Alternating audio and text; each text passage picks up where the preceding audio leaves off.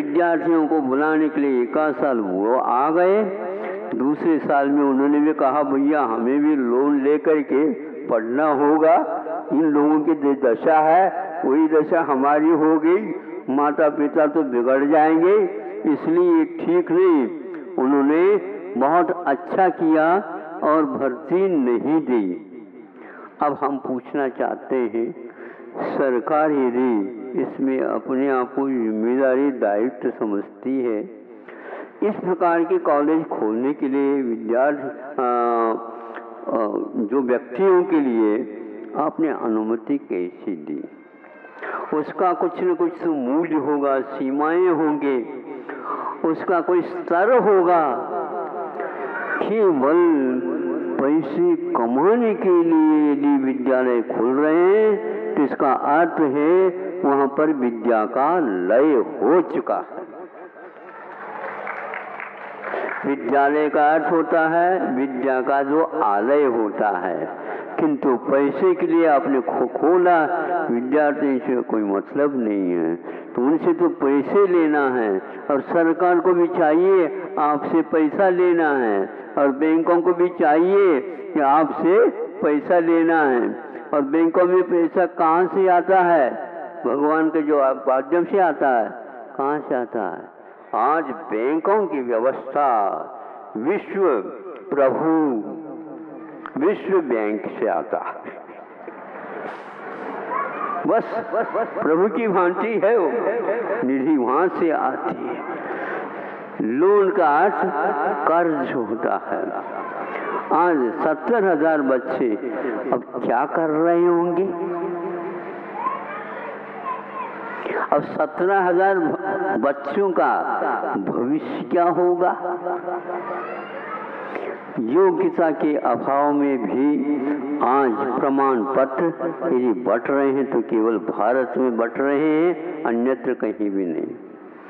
वह चूहा बहुत संपन्न घराने का है।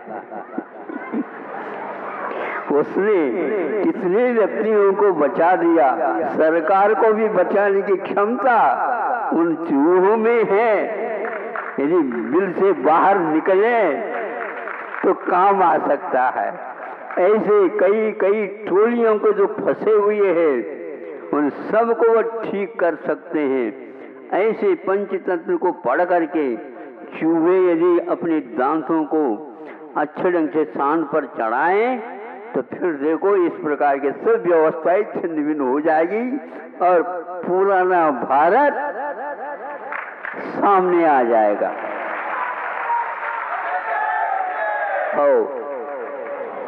अब हमारे कान भी अभ्यस्त हो गए, ताली बजाते बजाते आपके दोनों हथेली अभ्यस्त हो गए, नहीं समझे। और रिकॉर्ड जो बन रहे हैं उनको सुनाते सुनाते लोग भी कहते कोई नई चीज हो तो बताओ। नई चीज कुछ है ही नहीं, पुनरावृत्ति होती चली जा रही है, समझ में कोई बात आ नहीं रही है। 70 साल के बाद भी यदि समझ में नहीं आती है तो फिर कब आएगी? आएगी नहीं, तो फिर क्या होगा जीवन का? तो रवाना होगा और क्या होगा। जैसे आए हैं वैसे ही चले जाना है। इतना मौलिक जीवन और उसकी क्या मौलिकता है। विश्व गुरु भारत कहलाता था, आज विश्व का चेला भी नहीं बन पाया। चेला बनने के लिए भी बहुत मेहनत की आवश्यकता होती है, किंतु न गुरु मिला न चेला मिला, खाली हो गया काम। इसलिए अब निरुपयोगी, जिससे विद्या से कोई उपयोग नहीं होता जीवन में, उसको जो विदेशी शिक्षा नीति यही है। हम आपको बाबू बना लेंगे, पढ़ लो, इंग्लिश पढ़ लो तो और अच्छा होगा, आपको पैसा मिलेगा, इसी में आप खुश हो गए। और सारा भारत कंगाल होता जा रहा है। यह ऋण लेकर के जो हर काम की व्यवस्था आज कर रही है, आप ही लोगों की मांग की पूर्ति के लिए वो करती है। क्या करेगी वो? आप यदि मांग नहीं करेंगे तो अपने आप ठीक हो जाएगा। इन चीज़ों की जो उपयोगी नहीं है, उसकी कोई गुणवत्ता नहीं है जीवन में, नहीं वह और किसी प्रकार से उपयोगी सिद्ध होते हैं, ऐसे वस्तुओं को आप मांगते रहते हो। बच्चों के हाथ में मोबाइल की कोई आवश्यकता नहीं है। सुना था कि यह व्यापार के क्षेत्र में बहुत अच्छा कार्य करेगा, सहयोग देगा, किंतु बच्चा कौन सा व्यापार कर रहा है? हाँ, आपके पास 50,000 की मोबाइल है तो वो कहता है मेरे लिए तो 60 की चाहिए, नहीं देते हो तो रोता है। विद्यालय बंद, हमें जो मांग है वो देना आवश्यक है। बस ये वो शक्ति का प्रयोग कर रहा है, आप देते रहते हैं। कभी सोचा है? नहीं सोचा। एक एक नहीं, दो दो मोबाइल उसके जेब में रह रहे हैं, रात दिन चल रहे हैं। किसके साथ बोलता, क्या बोलता, भगवान जाने।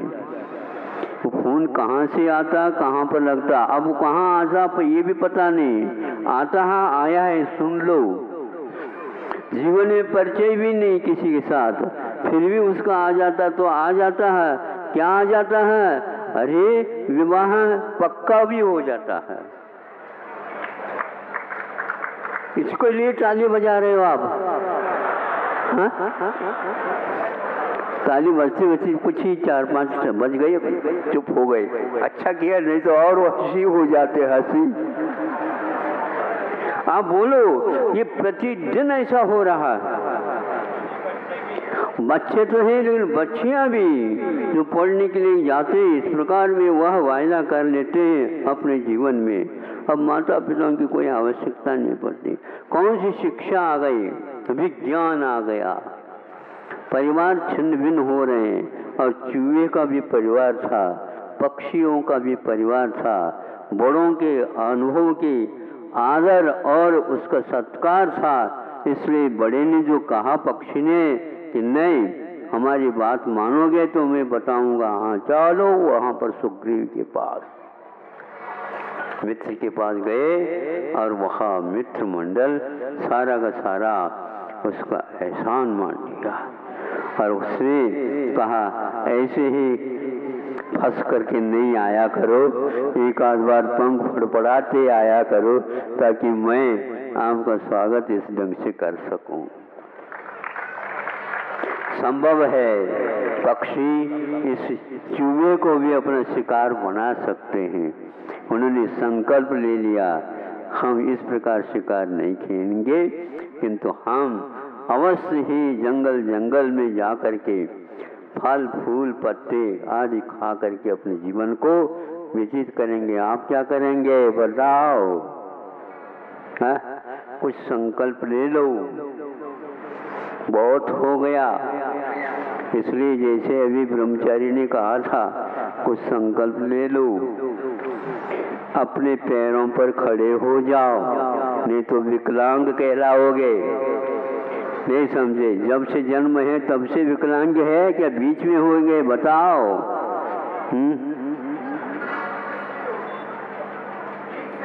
बीच से हो गए, बीच से हो गए तो उसको ठीक किया जा सकता है। नहीं समझे? उस पैर को ठीक हो जा सकता, किंतु पहले से ही ऐसे यदि लेकर के आए तो उसके बारे में सोचना पड़ेगा।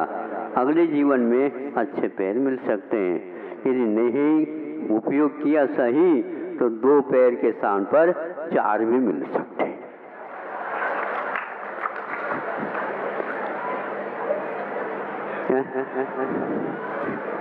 क्यों हंस रहे हो बता?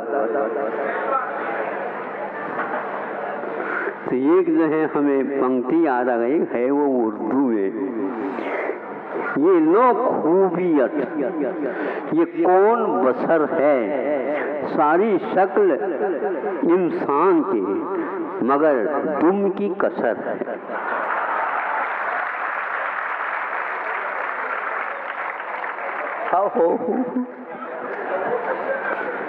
तो ये है खूबी इसकी। ये क्या है? ये है अपने वंश के अपेक्षा से मनुष्य नर वानर वंश के निकट है। आज का विज्ञान यही कहता है, यदि बिफोर कोई है मनुष्य तो वह बंदर है। फिर बाद में इस मनुष्य की क्या पहचान? दुम की कसर, दुम निकल गई तो ये मनुष्य बन गया। फिर भी क्यों? इसके चार पैर कहां से आ गए?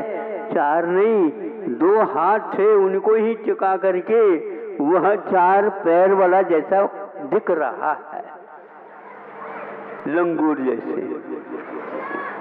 क्या करना चाहते हो? तो नर से नारायण बनना तो दूर रहा, किंतु वह नर से वानर बन गया है।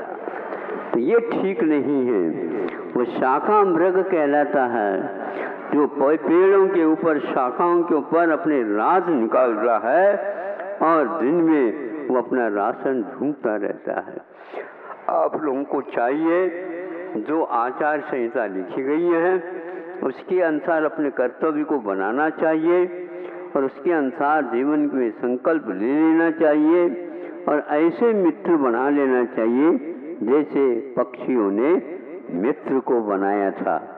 आज विस्फोटकारी व्यक्ति के साथ मित्रता हो जाती है, विस्फोट ही विस्फोट होगा। सबसे ज्यादा खर्च आज आय में से बचत करके वहाँ रक्षा फंड रखा जाता है, उसका एक कुछ भी हिस्सा कर दे तो देश पूरा संपन्न बन सकता है, लेकिन कर नहीं सकते।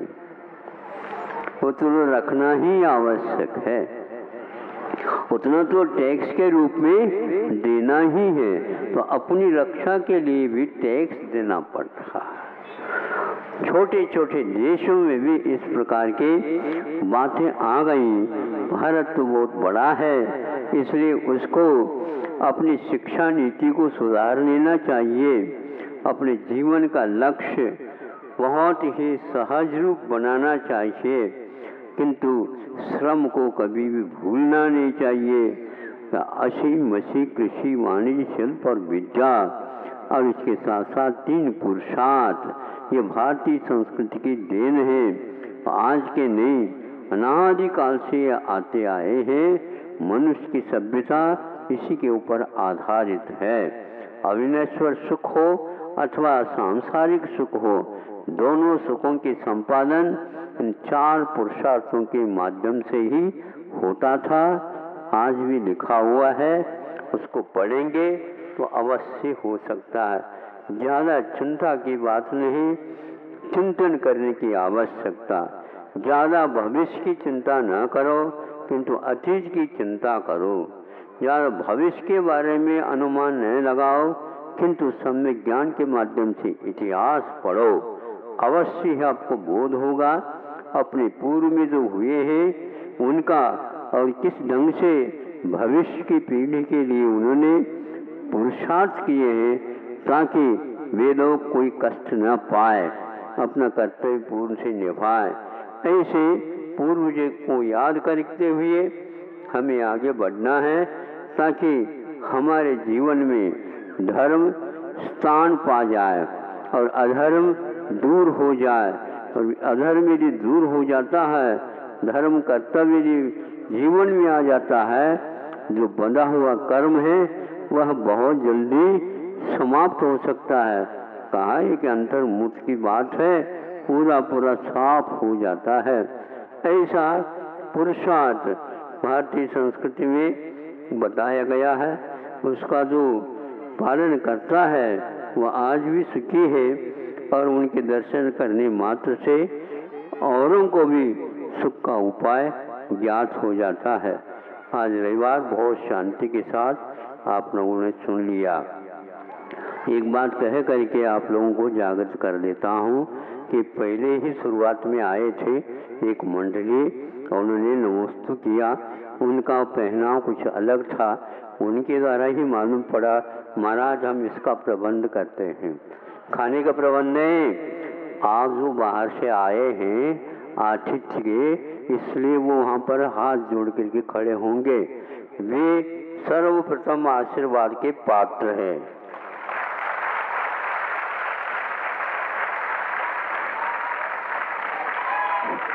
शोध का साफ सुथरा सफाई के साथ आहार बना करके आप लोगों के लिए देने के लिए वो कटिबद्ध हैं।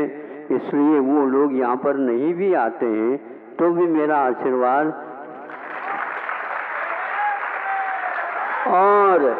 और आप लोगों को आशीर्वाद की कोई आवश्यकता है ही नहीं है तो ऐसा कर लेना, उनके पास आपको छू करके ही गया है ना, उसी से कुछ ले लो। तो यही से तो गया आशीर्वाद, लेकिन संकल्प तो उनके लिए था, वो आप लोगों के लिए नहीं। सोचो है। हाँ, हथकरघा के वस्त्र पहन करके आए, बहुत अच्छा किया है और बहुत अच्छा किया है।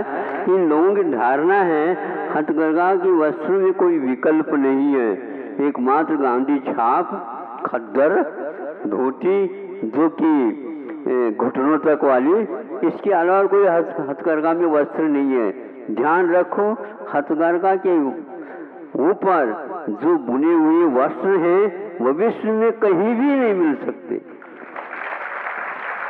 इसको थोड़ा सा इतिहास पढ़ो और मालूम पड़ेगा।